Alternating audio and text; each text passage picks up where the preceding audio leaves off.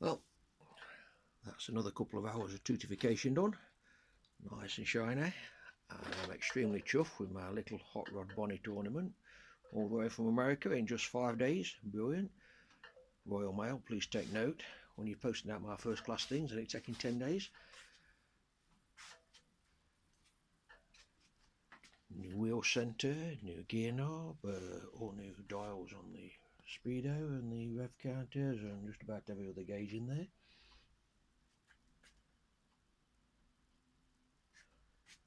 Loads of work we've just gone inside and cleaned that bonnet.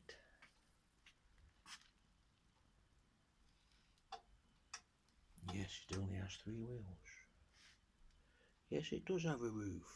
No, I'm not going to put it on.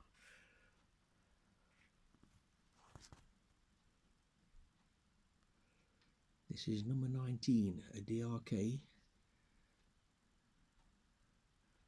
powered up by a Renault 1.4 Gordini engine. So quite nippy.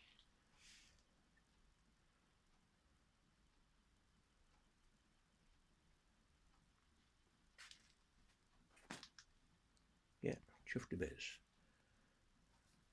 All we need now is the ability to get out there and drive it.